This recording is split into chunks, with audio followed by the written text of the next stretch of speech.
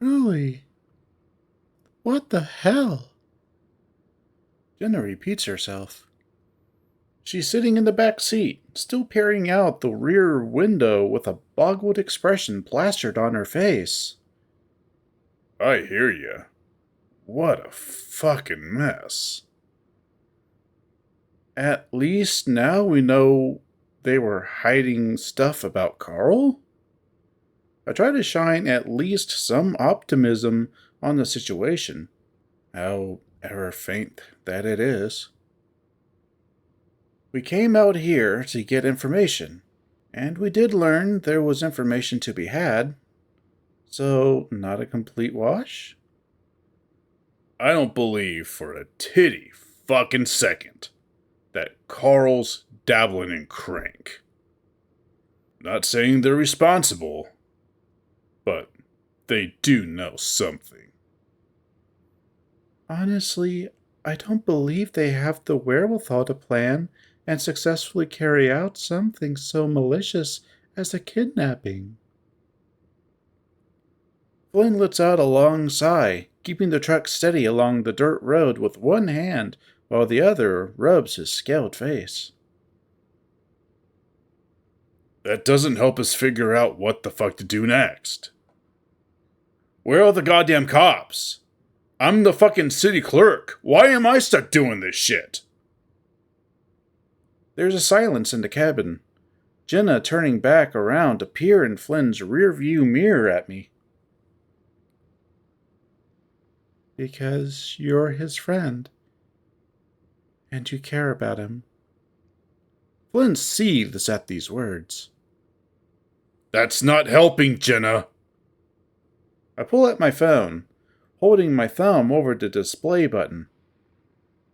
Only 50% battery life. I'll have to remember to charge it later. Should I text Leo? Text him what? That you want him to raw you again? Flynn lets out a little huff, and Jenna gives the lizard a stern look. What? I mean, about what they just told us.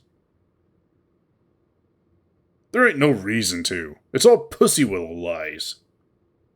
After a while he sighs, sounding defeated.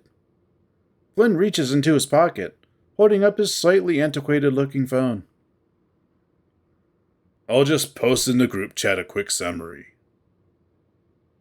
Okay. And I'll make sure to let them know how sketch they were being. I nod, despite the fact that no one is currently looking at me.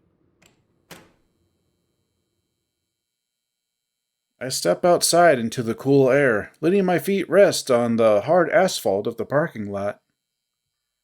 Again, it's unusually humid out, especially for spring, where we usually get less than an inch of rain a month.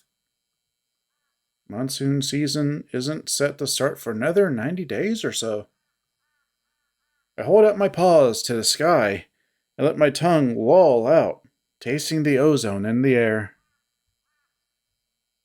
It's the closest thing I can get to being in water right now. Not counting the shower, of course. I mean, actually being surrounded in something vast and wet, like a moist blanket that you can let carry you away. Speaking of moist blankets, TJ has been in the bathroom for like an hour, and I really gotta piss. I step away from the high-pitched buzz of the fluorescent outdoor lighting, heading out around the bend of the motel and into the wash nearby. It takes me a second for my eyes to adjust to the darkness. The desert at night can look pretty strange, like the absence of the sun sucks all the color out of the world. It makes trying not to fall into a ditch all the more difficult when everything starts blending together. Once I find a good spot hidden away from any of the motel rooms, I turn my back to it and get to leak taking. I am making a concerted effort this time not to piss on myself. If that happens twice in a row, Jenna's gonna start thinking I have a fetish or something. Water sports. Why do they call it water sports anyway? If you're actually into water-based sports, you can't really talk about your hobby without the perverts in the room thinking you like piss. Though, to be fair, there's much worse stuff out there to be into. I remember for the longest time, Flynn had this whole reputation of being into scat. I think it started after someone called him a shit pusher because he was gay. And of course, he told them that he was and loved doing it. Then that got all ambiguated in the high school social mill until Flynn was apparently spending his weekends diving into septic tanks. Flynn wasn't remotely pleased when that stigma didn't go away. And of course, I thought it was hilarious. Strangely enough, that never got applied to Leo and I, even with all of our PDA. I get. There's a crunching noise beside me, a dry bramble being thread underfoot, and a sudden scuffling of dirt. The noise stops as soon as it starts, and I glance over, realizing I'm not alone. What the fuck? I blink. I must have finished pissing a minute ago, but here I am, still holding my prick. Micha stares at the aforementioned before looking back up at me. I quickly shove myself back into my shorts, nearly tripping over myself as I step back away from him. Damn it! Where'd he even come from? I was taking a leak! The fuck you were, schizo? His voice is strange. Distant. In fact, he looks completely out of it, as if his comprehension of the world around him is delayed. You were just standing there, staring off into the great dark nothing. Cock and ball. Jerking into the void. That how you defeat it? What are you talking about? Why are you even here?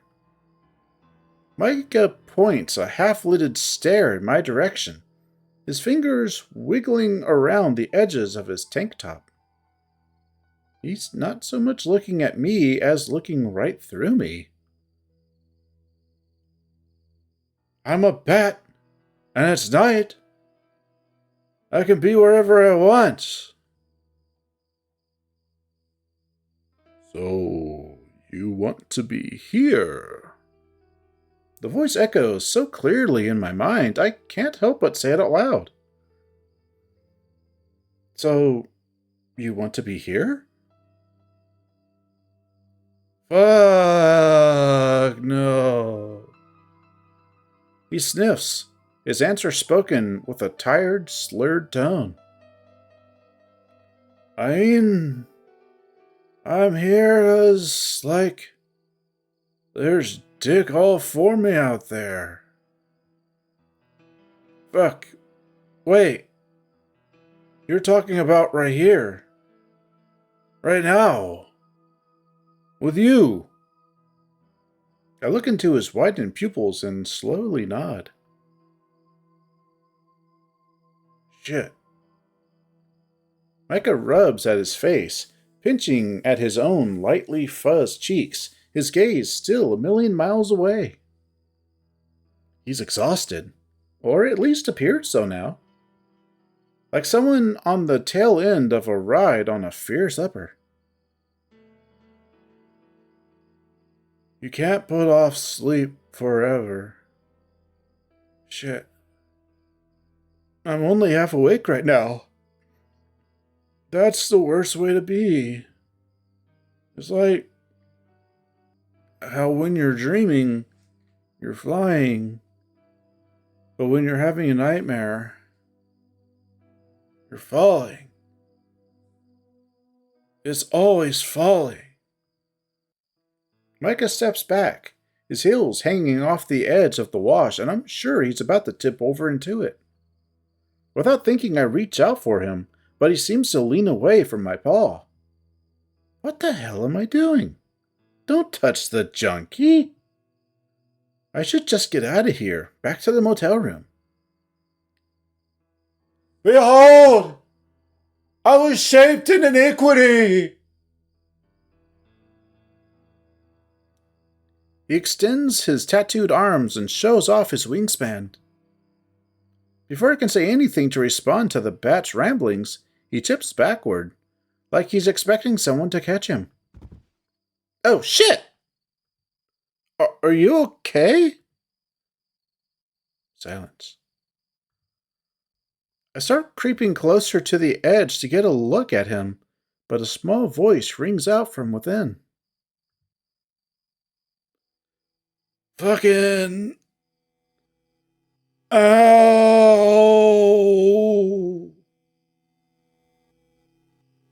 He goes quiet again as dust plumes rise up from the ditch. Finally, another little grunt. No! Where the hell am I? Oh, son of a bitch! As I peer over the edge, I can tell it's about a good 3 to 4 foot drop. Nothing too dire, but definitely not pleasant. Micha's dazed gaze meets mine and quickly narrows. Oh, fuck, of course. It wasn't just a dream. I stare blankly at him, wheels turning in my head for a second. Wait. You were sleepwalking? If that's what you want to call it. Did you just have your prick out? I ignored the question. Your dream made you do a trust fall into the dirt. I thought you were tweaking out on drugs or something. If only. Micha slowly pushes himself up to his feet and climbs out of the wash. His backside is completely caked with dirt and goathead bramble. He tries to pick out the stickers from his fur, wincing at each pluck. I thought there was water in there for some reason. He thumbs over his shoulder. There's probably not going to be any in there for another few months. Yeah, fuck.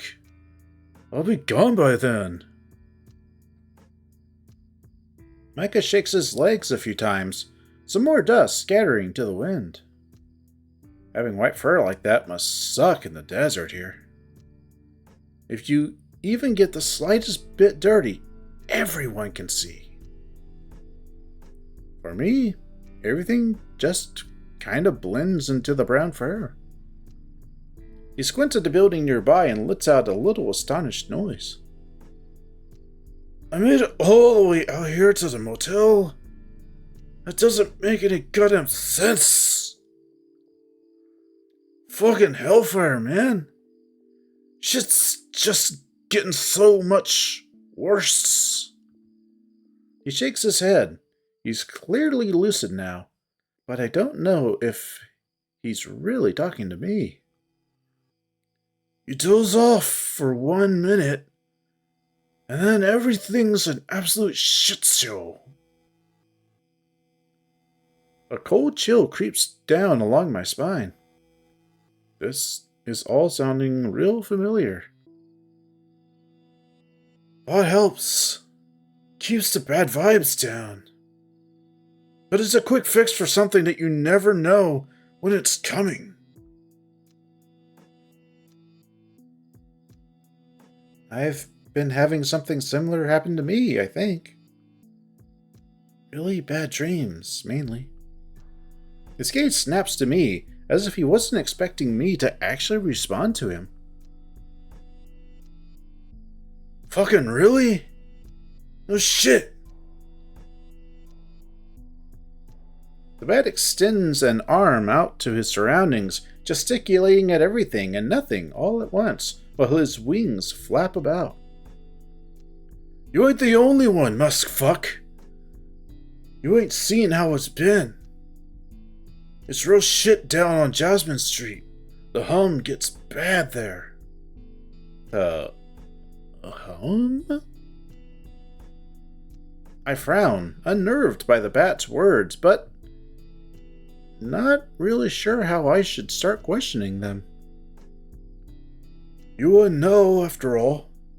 You're just having a little fun trip, and then fucking right off. Micah says this like it's a bad thing.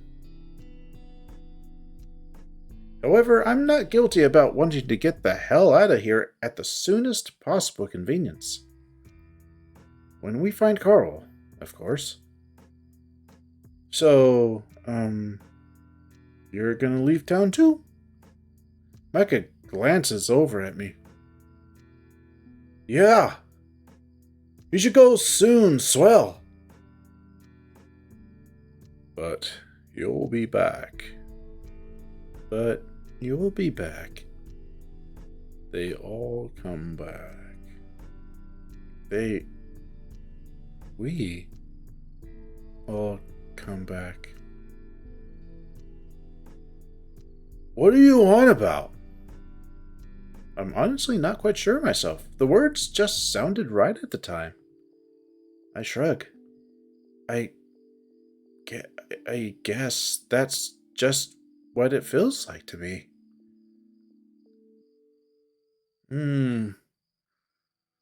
Not everyone does. His tone shifts more melancholy, the young bat reaching into his pocket and flipping out an old cell phone for a moment. It looks like one of those cheapo ones that you buy the minutes and text messages for per usage. Burners, I think they're called. After a moment, I realize who he's referring to. I never really, knew Keith. Sorry he went missing. He stops messing with his phone, yellow eyes flicking back up to me. You didn't know him, and you're not the reason he disappeared. So stop talking like you're personally involved. I feel myself starting to get a little frustrated. I don't know why I'm still here. In fact, I don't know why Micah's still here. He's just lingering about, even after he claimed he came this way due to sleepwalking or whatever. What was Keith doing before he went missing? This is the point where I seem to have Micah's full attention.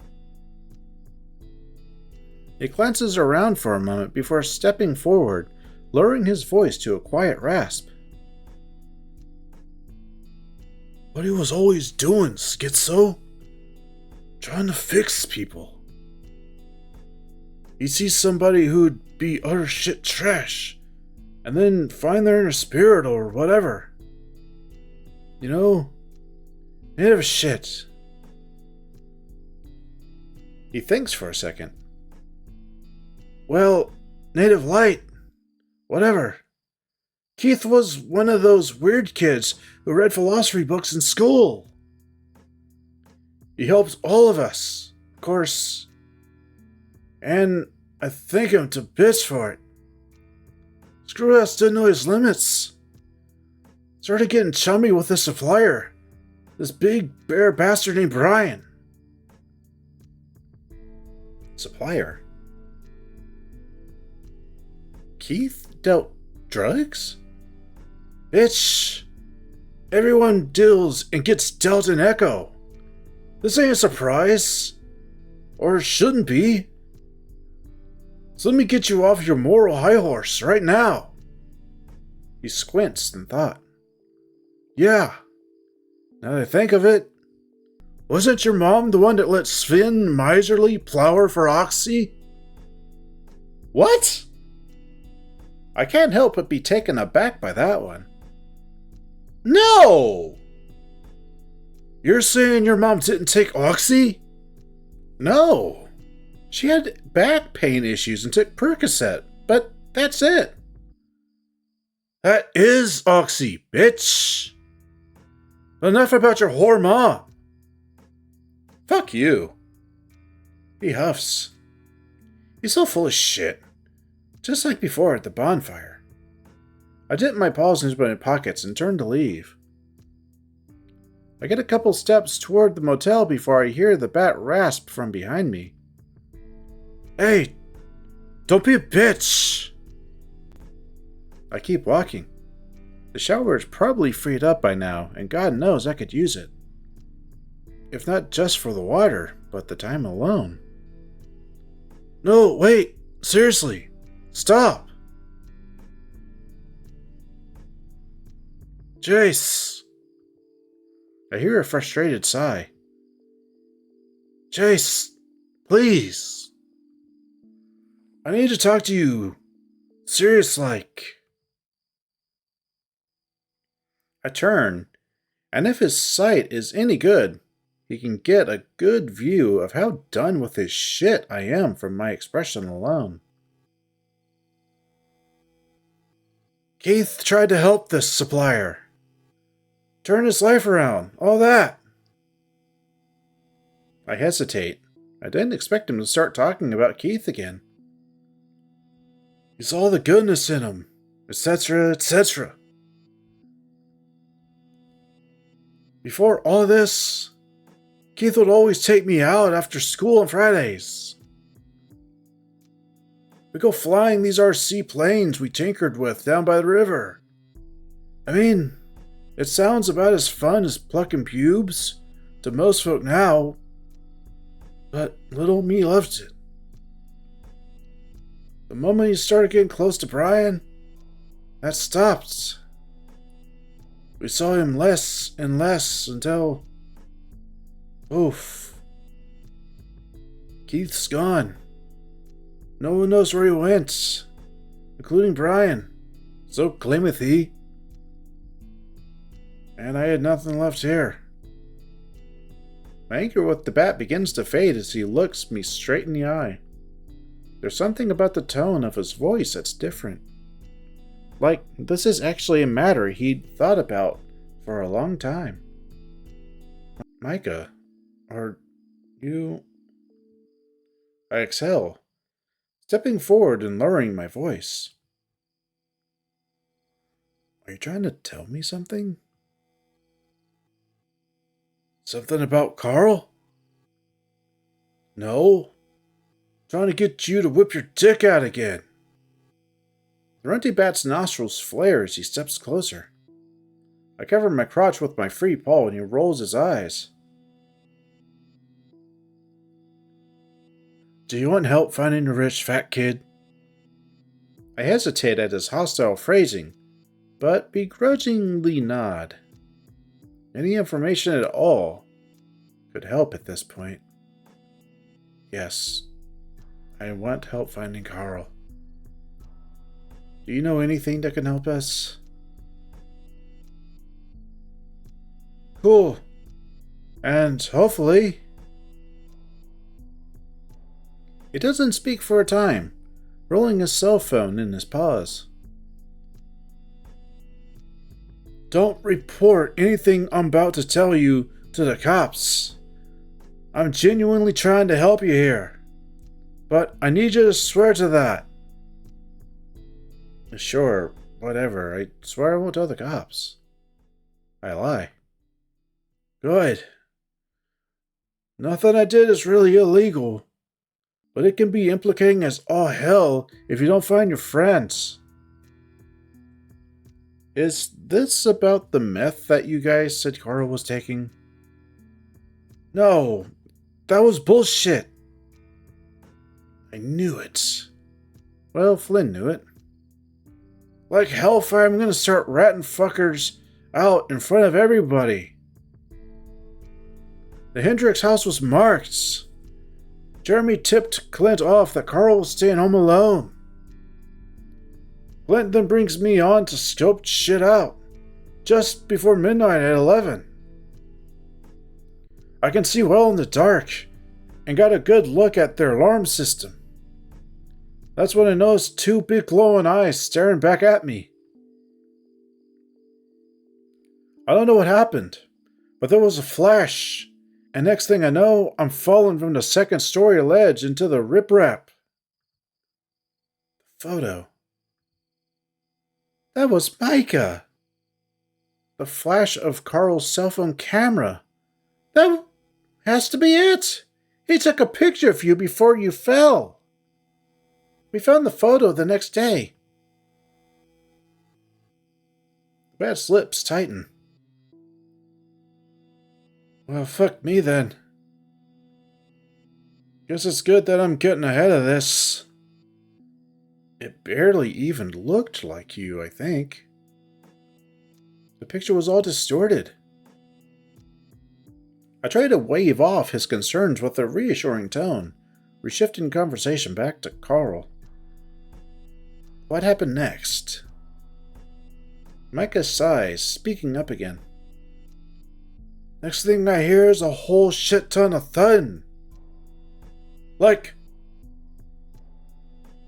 da-dunk, da-dunk. I couldn't move. I didn't want to start sprinting off while anyone inside was still looking out a window. So I huddled up in a blind spot and the noise kept going on for a solid 30 minutes. Then a fucking hell of a clatter. The sound of wooden boards snapping inside.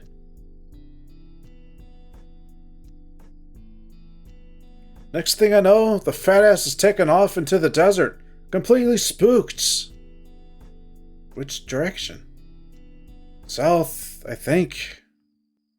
Anyway, he holds up his basic-looking cell phone. I gave Clint a call, told him what happened. He started freaking the fuck out on me, cussing and swearing, spitting up a storm. Kept insisting he needed to call someone. And that's the last I heard of it. Spent the next 12 hours nursing a bruised tailbone in an abandoned trailer off Route 65. Well, goddamn. Actual answers. This is all really helpful, Micah. But why are you telling me this? Why are you ratting out your friends to someone you hate? Bat groans aloud, a look of exasperation crossing his tired features. Have you been listening at all? There are fuckers out there I don't trust. And if there's anything to be done about putting the boot to their asses, I'm down. For Keith. The bat taps at his phone a few times before handing it my way. Give me your number. I'll keep you updated on what's going on. The supplier guy I mentioned will be coming into town. I'll see if I can get some more info out of him and Clint about the RAM. I take the phone, slowly using the tiny button-based numpad to put in my number. There's probably a few ways this can come back and bite me in the ass, but at this point, I'm pretty damn desperate for a lead. I just never would have expected it would come from Micah, of all people, and willingly at that. And here I thought you hated me. Tsk. I don't care about you enough to hate you, schizo. I hand the bat back his phone, unsure of how to feel about that response. If I don't hear from you by the time we have to go Sunday, you should get the fuck out of Echo. His tone is flat, a matter-of-fact statement that he believes doesn't need further explanation. I nod in response, wondering if it's too late to take my number back. Well, if that's all? I glance back to the hotel.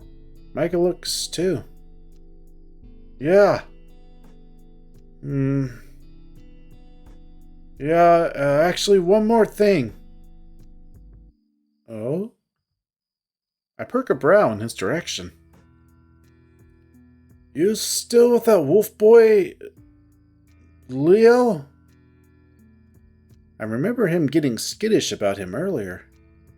He's acting nonchalant, but there's definitely something more to this question than usual curiosity. The answer to the question itself is also a complicated one. Not really. Why do you ask? I don't give a shit. He looks down at his phone as he says this. A lie? Then why'd you ask? He just... I hear he talks a lot of shit. I was wondering if he ever talks shit about me. Micha folds his arms over his chest, staring at his phone screen. To be honest, I don't even recall a time he mentioned you by name. It's the truth. Out of all the Jasmine Street kids, Micha was the one I never really heard Leo talk about. Figures. What? What? I'm out of here. I'll text you in a bit. The bat turns and heads off. There's something about him that sticks with me, and I can't quite put my finger on it. Once he disappears around the corner of the motel, I take out my phone and tab over to our group chat.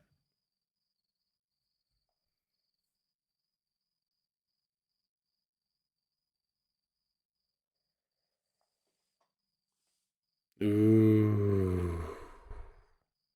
Dude, Thursday was so different. Oh, where to start? Man, the thing that really stands out is Jenna, well, not really losing it on Heather, but the whole speech that she had, that she gave to Chase and Flynn in the good route, she just straight up says it to Heather. And just lets Heather have it. Just gives it back to her bully 100%. And I fucking love that. Also that response. I'm not a victim, Jenna! You bitch! Oh, I fucking love it. Man. This is such a good route. I'm looking forward to some other stuff, man. I'm looking forward to them kind of hanging out alone. Oh, man. What's going to happen with the Tulpa? What's going to happen with the dead guy? Oh, shit. I'm forgetting his name. The cat. Samuel. Samuel Oak. No, that's wrong. Samuel. No, what's going to happen with Samuel? I did that on purpose. Sorry. No, what's going to happen with Samuel? Because that was a weird thing. What's going to happen with the van? Oh, shit. What's going to happen when Leo has, gives him this big revelation of like, I have a tulpa of Chase. Like, oh man, I'm looking forward to this. I love how it's developing. Like, I think this is the last route like that I have. So, oh man, I'm excited. So, I'm kind of giddy. Really getting into it. It's just, I'm excited. I'm excited. Oh, thank you everyone for listening, for watching, if you watched along. And I will be back. I'll be back next week. I won't look forward to all the fucking up I do on my recordings. Oh man, I do a lot of those. It's a nightmare, but I'm looking forward to the route. Come on, Terry, don't fuck up. Don't fuck up. So until next time, next video, thanks everyone for watching and listening. As always, I'll see y'all in the next route. Bye, everyone.